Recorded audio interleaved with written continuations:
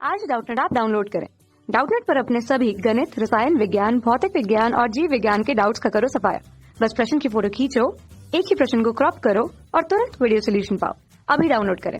Question है, कथन स्पष्ट कीजिए, प्राप्ति और भुगतान खाता रोकड़ बही का सारांश होता है। तो क्वेश्चन में बताना है कि जो प्राप्ति और भुगतान खाता होता है वो रोकड़ बही का सारांश किस प्रकार होता है। तो हम इसका आंसर करने की कोशिश करते हैं। सबसे पहले हम ये देखते हैं कि प्राप्ति और भुगतान खाता होता क्या है। रोकड़ बही के बारे में हमें सभी को पता रहता है कि रोकड़ बही में प्राप्तियां एवं भुगतान दिखाए जाते हैं, केवल रोकड़ मद ही उनमें शामिल की जाती है।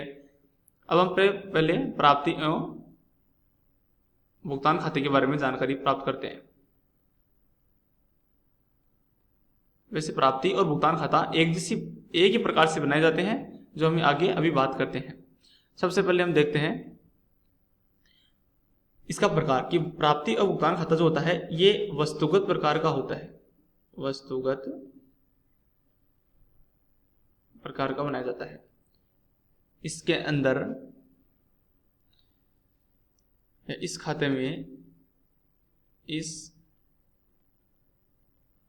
खाते में निर्धारित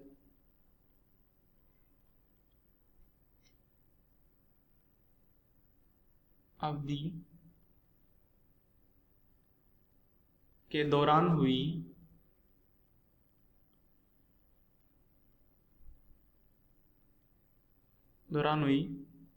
समस्त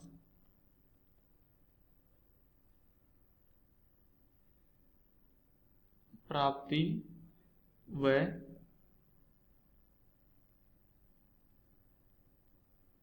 भुगतान दिखाए जाते हैं। ओके,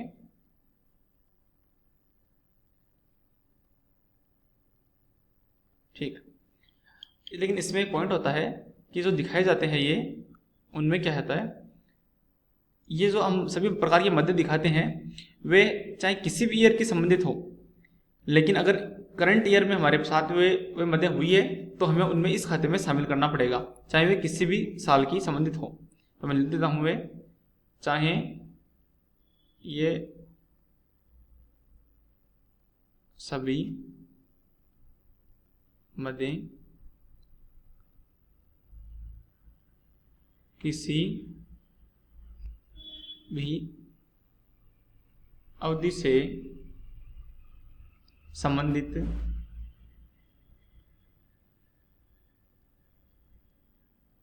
हो।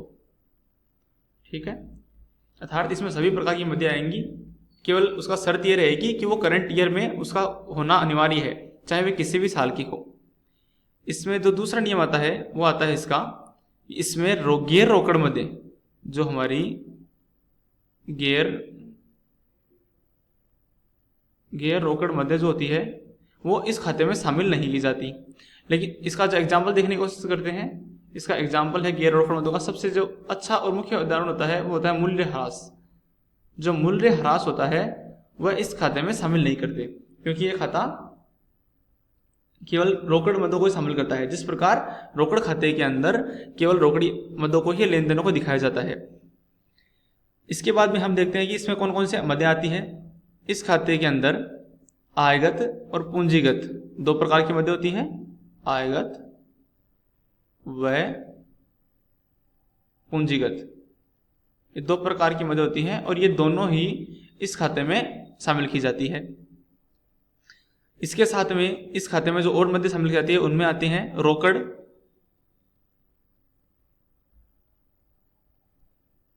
व बैंक के जितने भी संबंधित हमारे व्यवहार होते हैं वे सभी व्यवहार, ये सभी भी इस खाते में सम्मिलित किए जाते हैं। देख लीजिए, हम कैश अकाउंट के अंदर भी इन्हीं सभी मदों को शामिल करते हैं। इसके बाद में हम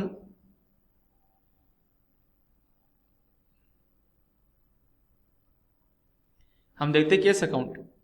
हमारा जो कैश अकाउंट होता है, हम एक बार आपको मैं थोड़ा सा इसका बना के दिखा देता हूं। कैश अकाउंट, और ये हमारा है प्राप्ति और भुगतान खाता, जिसे हम रिसिप्ट एंड पेमेंट अकाउंट बोलते हैं। मैं आपको लिख देता हूं एक बार, प्राप्ति भुगतान खाता। तो ये जो दोनों प्रकार के खाते बनाए जाते हैं, हम इनका थोड़ा सा नीचे व्याख्या देख लेते हैं। इन दोनों ही प्रकार के खातों में नीचे इनके खाते किस प्रकार बनाए जाते हैं। इसमें DR साइड रिसिप्ट और इसकी CR साइड पेमेंट को शो किया जाता है। इन दोनों खातों में ये प्रोसेस सेम रहती है। इसके बाद में इन खातों में नीचे जो मदें आती हैं, उनमें सबसे पहली मद आती है टू बैलेंस BD। ओके, और इसके जो इस साइड आखिर में जो मद आएगी वो आएगी बाई बैलेंस CD। देखने से पता चल रहा है कि इस साइड जो भी मदें आएंगी बची हुई, वह सभी रिसिप्ट की मदें आएंगी। ओके, एंड जो CR साइड जितनी मदें आएंगी वो सभी पेमेंट की मदें आएंगी। इस प्रकार ये दोनों अकाउंट बनाए जाते हैं। इसमें एक चीज़ और बच गई जो मैं आपको बताता हूँ कि ये दोनों एक साथ में काम किस प्रकार करते हैं। हम इसका नोट लगा लेते हैं। देखिएगा कि ये खाते बनाए किस प्रकार जाते हैं। जो रोकड़ बही होती है,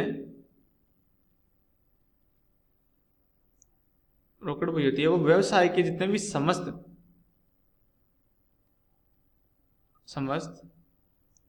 जो प्राप्ति और भुगतान की मदें होती है, समस्त प्राप्ति एवं भुगतान की मदों से बनाया जाता है। जो हमारी रोकड़ बही होती है वो सभी प्रकार की प्राप्ति और भुगतान की खातों की मदों से हमारी रोकड़ बही बनाई जाती है। ओके, बनाई जाती है। लेकिन इसी के अंदर हम देखते हैं कि हमारा जो ये खाता बनाया जाता है, ये किस प्रकार बनाया जाता है। हमारी प्राप्ति और भुगतान खाता होता है।